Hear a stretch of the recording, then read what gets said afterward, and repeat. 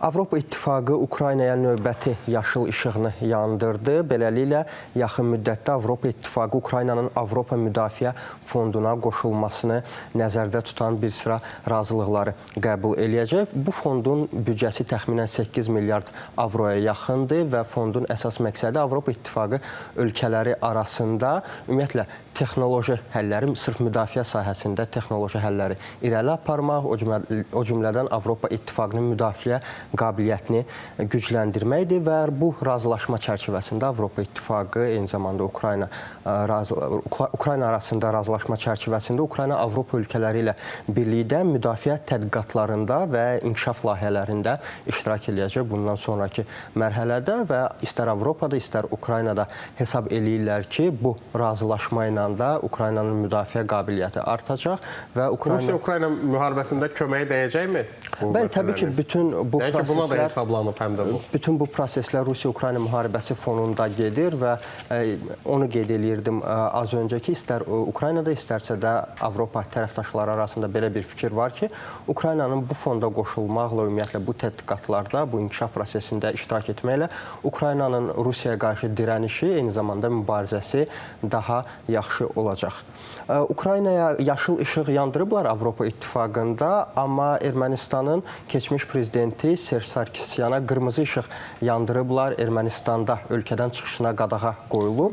Bu barədə onun tərəfdaşlarından biri olan Armen Aşatyan məlumat verib. Onun sözlərinə görə Serj Sarkisyan'a qarşı yeni ittiham irəli sürülüb. Məhz bu səbəbdən ölkədən buraxılmır.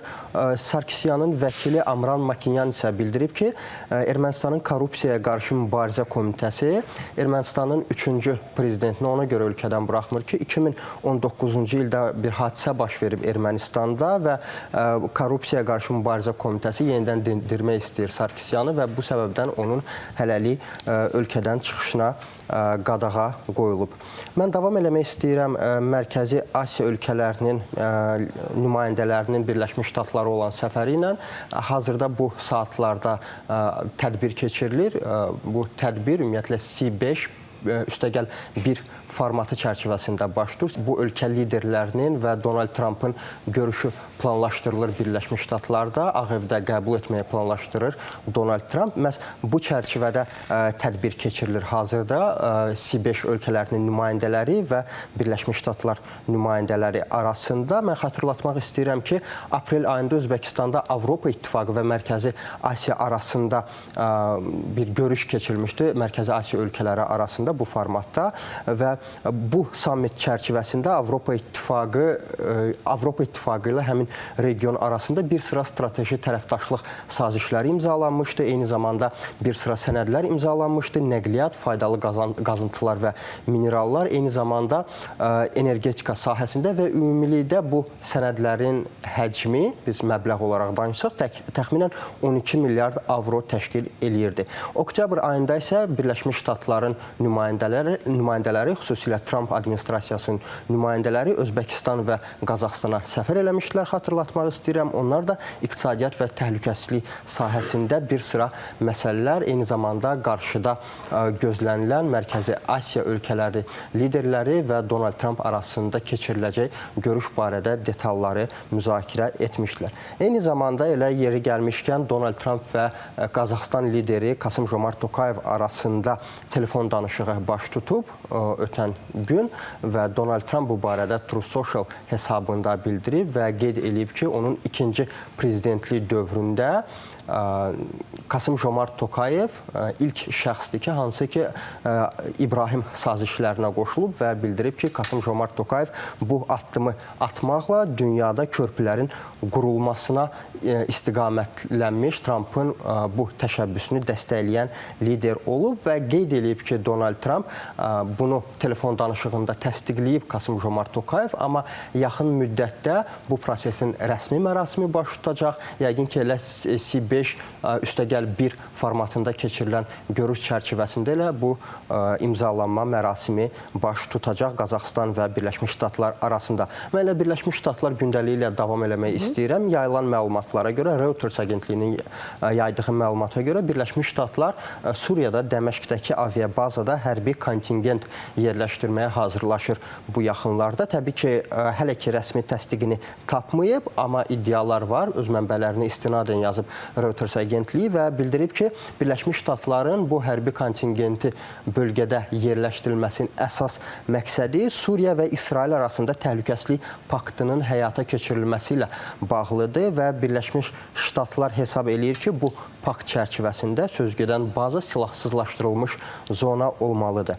Və elə Suriya prezidentinin bu ABŞ-a New Yorkdakı o tədbirə getməyi, sonra onların görüşünün planlaşdırılması ümumiyyətlə gözlənilir deyən ki, artıq Amerika Birləşmiş Ştatları ilə Suriya arasında həm siyasi sferada inkişaf eləməyi, həm hərbi, həm yəni ki, iqtisadi da ola bilər gələcəkdə. Bəli, elə son məlumatlardan biz görürük ki, ümumiyyətlə Suriya və nəinki Birləşmiş Ştatlar, eyni zamanda Avropa ölkələri, istər regionda olan digər ölkələr, ümumiyyətlə Suriyanın yeni hökuməti hakimiyyətə gəldikdən sonra Əhməd Əl-Şaranın başçılığı altında müəyyən bir isinmə gedir ölkələrin arasında münasibətlərdə. Uzun müddətli münasibətlər dondurulmuş kimi idi. Bəli, dondurulmuş kimidir. Elə bu istiqamətdə atılan addımların davamı olaraq BMT Suriyanın keçid dövrünün prezidenti Əhməd Əl-Şara və Daxili İşlər naziri Ənəs Xəttaba qarşı sanksiyaların ləğvinə dair qətnamə qəbul eləyib. Elə bu qətnamənin təşəbbüskarı və qətnaməni hazırlayan tərəf Birləşmiş Ştatlardır. Bu da təbii ki, onu göstərir ki, yaxın günlərdə baş tutması gözlənilən Əl-Şara və Donald Trump arasındakı görüş daha produktiv olacaq. Böyük ehtimal ki, bir sıra sazişlər imzalanacaq ölkələr arasında və münasibətlərdə müsbət dinamika davam eləyəcək. Birləşmiş Ştatlar təbii ki, dünyada siyasi yox, eyni zamanda iqtisadi sahədə çalışır gündəmdə qalsın və əsas məqsədlərindən biri də rəsmilərinin açıqlamasına görə hazırda Rusiya qazını Avropadan sıxışdırıb çıxartmaq və yaxın gələcəkdə əgər infrastruktur tikiləcəksə, öz qazını Avropaya satmaqdır, köhnə qitəyə satmaqdır. Bununla bağlı Amerika Birləşmiş Ştatlarının energetika naziri Chris Wright da açıqlama verib və ümumiyyətlə uzun illərdir buna çalışılır. Çünki Rusiya həm də bundan bir vasitə kimi istifadə edir bir çox hallarda Avropa ölkələrinə qarşı da həmin o bu əlindəki olan qaz, belə deyək, imkanlarından. Ona görə artıq neçə ildir, mən özüm də indi azdan çoxdandır, təbii ki, sən daha dərindən bu məsələləri izləyirsən, artıq bu Rusiya qazına alternativ tapmaq üçün həm Avropa ölkələri, həm Amerika Birləşmiş Ştatları uzun müddətli belə çıxış yolları axtarırlar. Görəsən müvəffəq olacaqlarmı?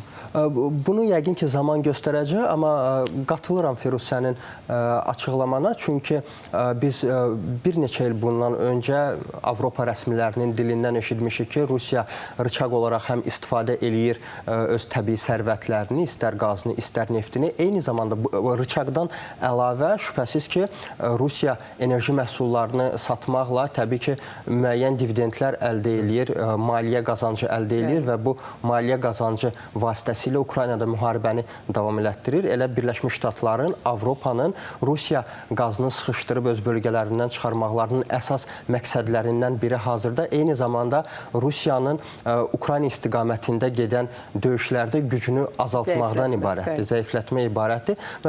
Birləşmiş Ştatlar da məhz bu məsələyə vurğu eləyir və bildirirlər ki, hazırda prioritetlərdən biridir Rusiya qazını Avropadan sıxışdırıb çıxarmaq və qeyd eləyir ki, Chris Wright, Birləşmiş Ştatların energetika naziri, hazırda təbii qaz, neft, kömür üzərində hələ də dünya işləyir. Baxmayaraq ki, yaşıl enerjiyə keçid prosesini müşahidə eləyirik biz son illər, amma hələ də bu enerji resursları buna yekun alternativ tapılmadığına görə neftə qaza proses hələ başa çatmayıb. Ona görə Chris Wright hesab eləyir ki, hələ bir müddətdə ehtiyac olacaq təbii qaza, neftə və bu səbəbdən Rusiya qazı sıxışdırılıb çıxarılarsa Avropadan və lazımi infrastruktur tikilərsə, Birləşmiş Ştatların kifayət qədər qaz ehtiyatı var və Birləşmiş Ştatlar gələcəkdə Avropaya mavi yanacaq tədarük eləyə bilər. Elə mavi yanacaqdan biz qazdan, neftdən danışmışkən, növbəti xəbərim də bununla ilə bağlıdır.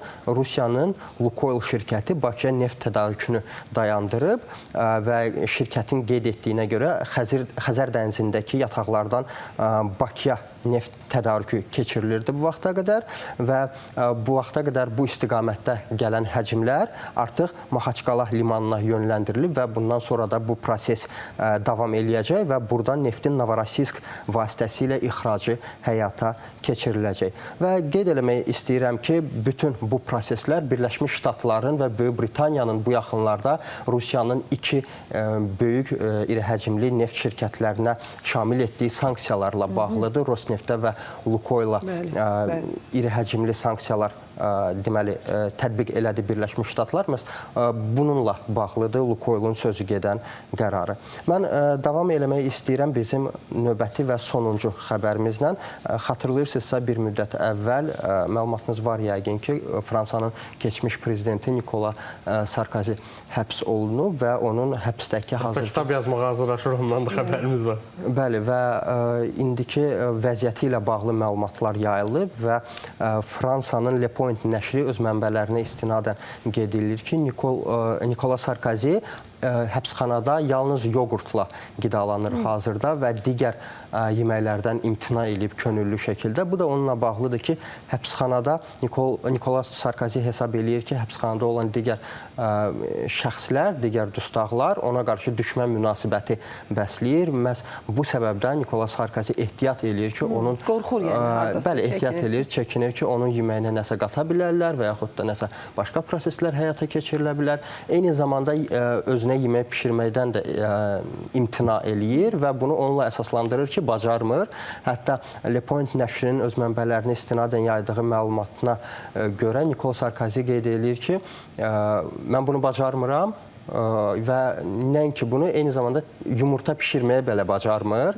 Onu mən belə bacarıram. Yəni. Eyni zamanda yeməklərdən, qidalardan imtina etməsinin səbəblərindən biri də budur iddialara görə. Bacarmamaq və digər şəxslərdən ehtiyatlanmaq. Bu səbəbdən yalnız yoğurtla qidalanır. Belə, məndən bugünlük bu qədər.